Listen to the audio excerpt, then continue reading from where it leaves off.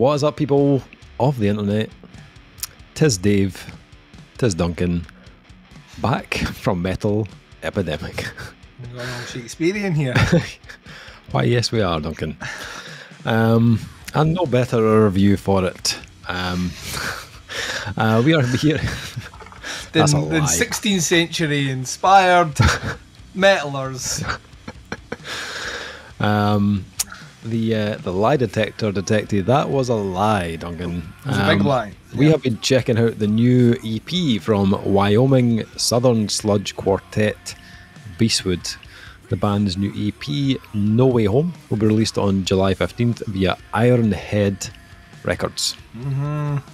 So, a wee bit of background. Formed in 2010, Beastwood hit the ground running 6 months after the band's inception, including the release of 2 demos and an EP. They headed west to Salt Lake City, Utah, to record their full-length... That's Mormon country. To record their full-length debut record, Sex Devil. I'm sure the Mormons loved that.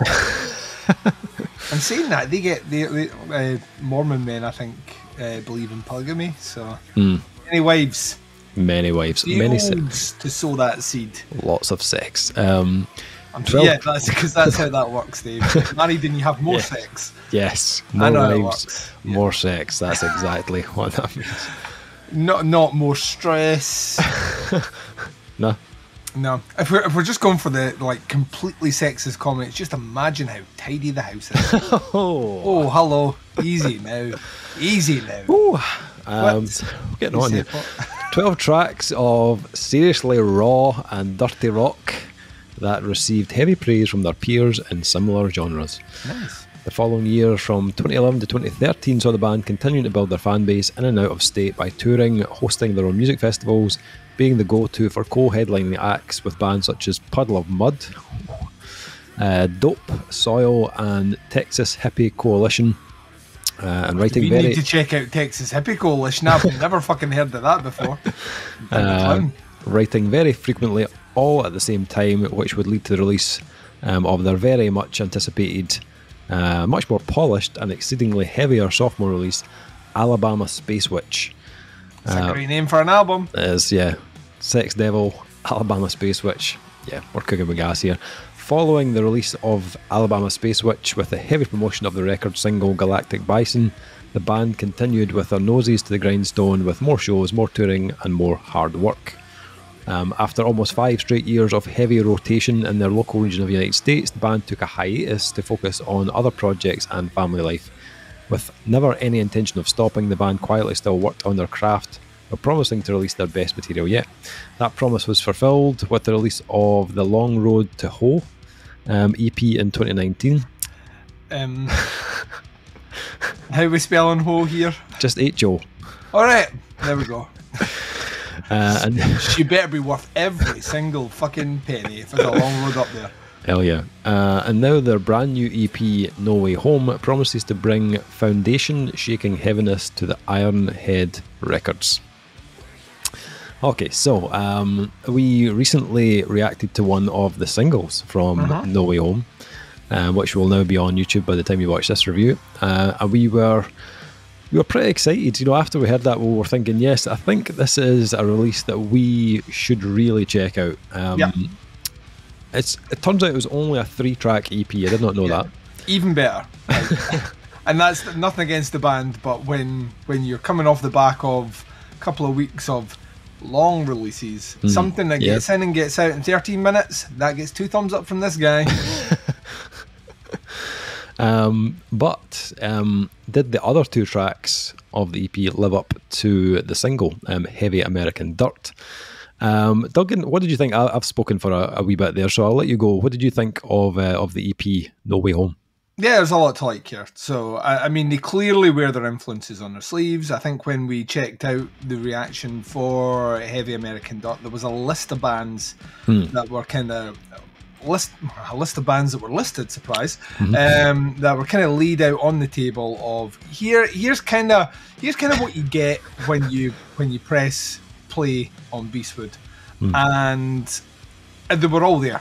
There was a lot of connective tissue. To be fair, it wasn't as if they were piecing together like bands that were in completely different genres. It wasn't like as if they were something like that. You know, for fans of Down and Aborted, you know what I mean? It wasn't on that level. They all had like similar veins, but the thing that kind of stood out to me most off that single and ultimately the opening track is the songwriting craft, those big southern hooks, but specifically the vocals. The vocals have that really, really, really, really cool, gritty, aggressive, throaty tone, but we're also tonally delivered. So they're following a melody, which is, I mean, it's in this genre of music. That's how I kind of like my vocals. I don't like them overtly clean in any way. And Heavy American Dirt kind of sets the tempo for the 3 tracks. To be honest, they don't really deviate much from that opening song, and nor do they need to. It's a 3-track EP. They're kind of bringing their best foot forward, and it's a great opener. I joked with you and Kyle, who's not here. For shame, Kyle. Shame. This morning that because this was the last thing I listened to, because I knew it was only 13 minutes long, so I'd put it off. I was like, I can spin this like 5-6 times today. We're good. As soon as I hit play on High Noon, I sent you guys a message set like that. Down called, they want their Bury Me in Smoke riff back. It's clearly influenced by. Oh yeah. I don't know if they're conscious that it's influenced by, but even the drumming is kind of. But that being said, I fucking love that riff. I love that song, and they do enough different here to make it their own. It's to me, it's the high watermark. High Noon, the second track, is just fucking. It's just got a very deliberate pace, really, really cool groove, awesome vocals, and then they bring into Shelter at the end, and Shelter's a bit more. It's a bit more. There's a bit more melody at play in it, but it's also like it's a great way to close it out. It's got a rawness to it, and there isn't really much more you can say about it. It's really well produced. I love the riffs. They've clearly got the finger like firmly on the pulse of big southern, smoky, rocky, doomy riffs. They bring a bit of kind of rock swagger in there as well. Vocally, I love this guy's tone. This is the genre he needs to be in.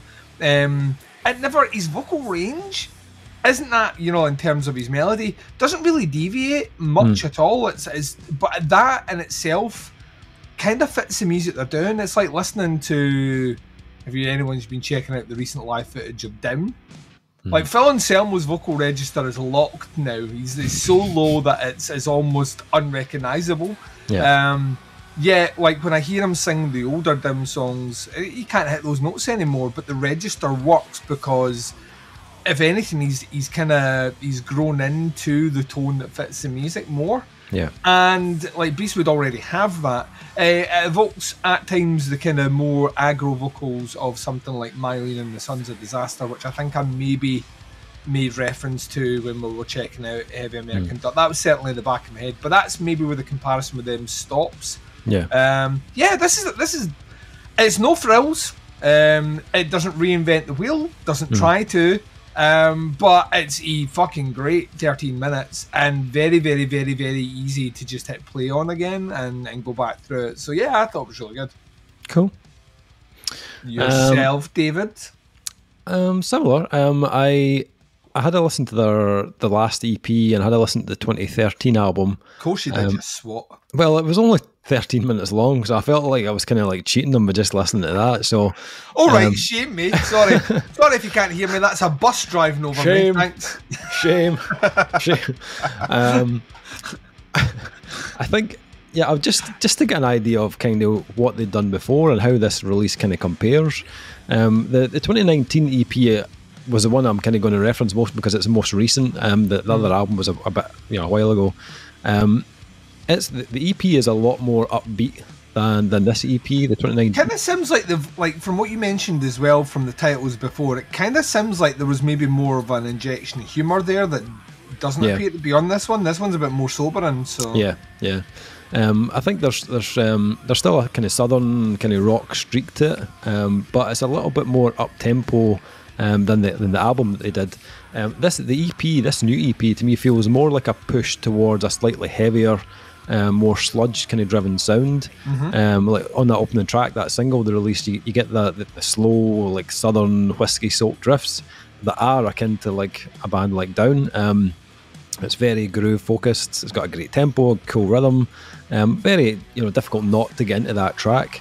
And as you mentioned, it's all topped off well by the fantastic vocals from Jake, who has very like suited voice for that style. It feels a bit kind of weathered, a bit of grit. Actually, when I was listening to the EP, there was little moments I was like, it's a little bit reminiscent of Ryan McCombs from Soil at times. Just little, I think just little things, little phrases and stuff that I was picking up. I was like, that's a little bit similar.